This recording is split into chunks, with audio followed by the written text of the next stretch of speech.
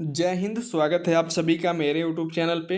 दोस्तों, आज हम आप लोग को बताने वाला हूँ झारखंड बोर्ड कक्षा 10वीं का जो है हिंदी विषय हिंदी विषय से जो है अध्याय नंबर 4 बता रहा हूँ। अध्याय नंबर 4 का नाम है आत्मकथ्य, जिसके लेखक का नाम है जयशंकर प्रसाद। तो आत्मकथ्य यानी कि अध्याय 4 से जितना भी इम्पोर्टेंट क्वेश्चन होगा इस विषय में, जितना भी इस अध्याय में जितना भी इम्पोर्टेंट क्वेश्चन होगा सारा मैं बताऊंगा।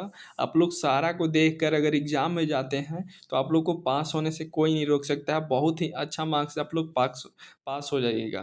तो चलिए बिना देर के वीडियो को स्टार्ट करते हैं।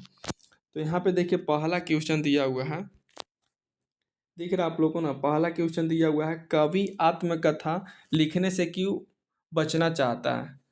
पूछ रहे हैं यहाँ पे पहला क्वेश्चन कि कवि जो है आत्मकथा लिखने से क्यों बचना चाह रहे थे। तो इसका उत्तर होगा, कवि आत्मकथा लिखने से इसलिए बचना चाहते थे क्योंकि आत्मकथा लिखने के लिए अपने मन की दुर्बलताओं कमियों का उल्लेख करना पड़ता है। ये पहला इसका कारण हुआ। दूसरा कारण क्या है, अपनी अपनी सरलता के कारण कवि ने कई बार धोखा खाया है, इसलिए वो अपने व्यक्तिगत जीवन को बहस का कारण नहीं बनाना चाहता है। नेक्स्ट तीसरा कारण देखिए क्या है। तीसरा कारण है, जीवन में बहुत सारी पीड़ादायक घटनाएं हुई हैं, उन्हें याद करने से घाव फिर से हरी हो जाएंगे, इसलिए कवि ने आत्मकथा लिखने से बचना चाह रहे हैं। अगला कारण क्या है, चौथा कारण, कवि अपने व्यक्तिगत अनुभवों को दुनिया के समक्ष व्यक्त नहीं करना चाहते हैं। यही सब कारण के चलते जो है कवि जो है आत्मकथा लिखने से बचना चाहते हैं। दूसरा क्वेश्चन यहाँ पे देखिए दिया गया है। दूसरा क्वेश्चन ध्यान दीजिएगा आप लोग। दूसरा क्वेश्चन क्या बोल रहा है यहाँ पे, आत्मकथा सुनाने के संदर्भ में अभी समय भी नहीं, कवि ऐसा क्यों कहता है। तो इसका मुख्य कारण क्या हो सकता है, देखिए कवि को लगता है कि आत्मकथा लिखने का अभी उचित समय नहीं हुआ है, क्योंकि पहला कारण, कवि का जीवन दुख और अभावों से भरा हुआ है। कवि का जो जीवन है दुख और अभावों से भरा हुआ है। मुश्किल से कवि को अपनी पुरानी वेदना से मुक्ति मिली है। आत्मकथा लिखकर कवि अपने मन में दबी असफलताओं को याद करके पुनः दुखी नहीं होना चाहते हैं, इसलिए वो जो है अभी समय भी नहीं, इसलिए बोले हैं ऐसा वाक्य। दूसरा कारण क्या हो सकता है, दूसरा कारण यह है, कवि को ऐसा लगता है कि उसे अभी ऐसी कोई बड़ी उपलब्धि नहीं मिली है जिससे वह लोगों के सामने प्रेरणा स्वरूप रख सके। यही सब कारण के चलते एक ऐसा वाक्य का यूज हुआ है जिसका नाम है अभी समय भी नहीं। ठीक है, इसको नोट्स करते जाइएगा आप लोग। यहाँ पे देखिए तीसरा क्वेश्चन है, स्मृति को पाथ्य बनाने से कवि का क्या आशय है। तो इसका उत्तर होगा, पाथ्य अर्थात रास्ते का भोजन या सहारा। पाथेय का मतलब होता है रास्ते का भोजन या तो सहारा। यात्रा में यात्री को सहारा देता है। पाथेय जो है यात्रा में क्या करता है, यात्री को सहारा देता है। सुखद स्मृति को पाथेय बनाने से कवि का आशय स्मृति के सहारे जीवन जीने से है। कवि की प्रेयसी उससे दूर हो गई है, कवि के मन मस्तिष्क पे केवल उसकी मधुर स्मृति है। इन्हीं स्मृतियों को कवि अपने जीने का सहारा बनाना चाहते हैं। तो तीसरा नंबर यहाँ पे कंप्लीट हुआ आप लोग का। अगला क्वेश्चन है यहाँ पे देखिए क्वेश्चन नंबर 4। क्वेश्चन नंबर 4.1 दिया हुआ, यानी कि क्वेश्चन नंबर 4 में दो क्वेश्चन है, 4.1 और 4.2। अब 4.1 देखिए क्या बोला गया, मिला कहाँ वह सुख जिसका मैं स्वप्न देखकर जाग गया, आलिंगन में आते आते मुस्किया कर जो भाग गया। इसका क्या मतलब है, यहाँ पे भाव स्पष्ट पूछ रहा है। तो यहाँ पे मैं लिख दिया हूँ, दिख रहा है ना आप लोग, उत्तर भी यहाँ पे लिख दिया हूँ, इसको नोट्स कर लीजिएगा आप लोग। इसके बाद जो जो इम्पोर्टेंट है उसी को मैं बता रहा हूँ। दूसरा क्वेश्चन यहाँ पे फिर से भाव स्पष्ट के लिए बोला है 4.2 में, जिसके अरुण कपोलों की मतवाली सुंदर छाया में अनुरागिनी उषा लेती थी निज सुहाग मधुमाया में। इसका क्या भाव स्पष्ट होगा, इसका भी मैं यहाँ पे लिख दिया हूँ। तो इसका उत्तर देखिए होगा, कवि अपनी प्रेयसी के सौंदर्य का वर्णन करते हुए कहता है कि प्रेमयी भोर वेला भी अपनी मधुर लालिमा उसके गालों से लिया करती थी। कवि की प्रेमिका का मुख्य सौंदर्य उत्साह कालीन लालिमा से भी बढ़कर था। तो इसका भाव स्पष्ट होगा। ठीक है, अगला क्वेश्चन है क्वेश्चन नंबर 5, दिख रहा आप लोग को। अच्छा से मैं कर देता हूँ, इसको हाईलाइट कर देता हूँ। क्वेश्चन नंबर 5 देखिए क्या, उज्जवल गाथा कैसे गाऊं, मधुर चांदनी रातों की कथन के माध्यम से कवि क्या कहना चाह रहे हैं।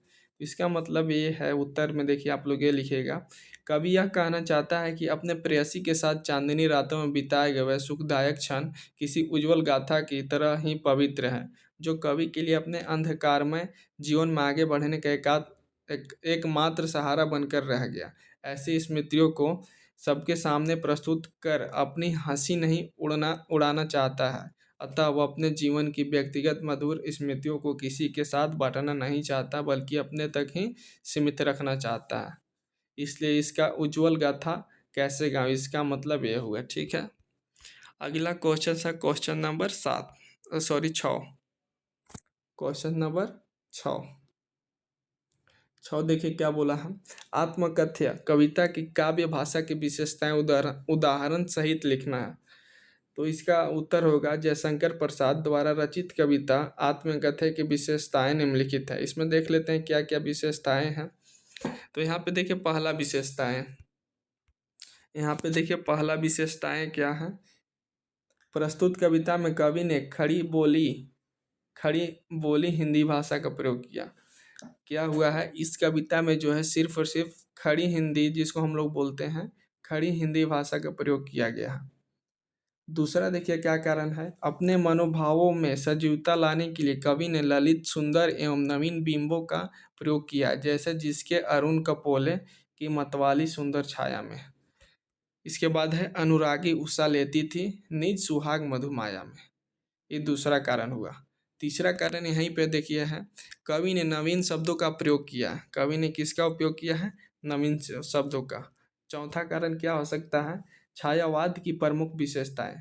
छायावाद की जो है प्रमुख विशेषताएं का यूज किया है कवि ने, इसलिए जो है।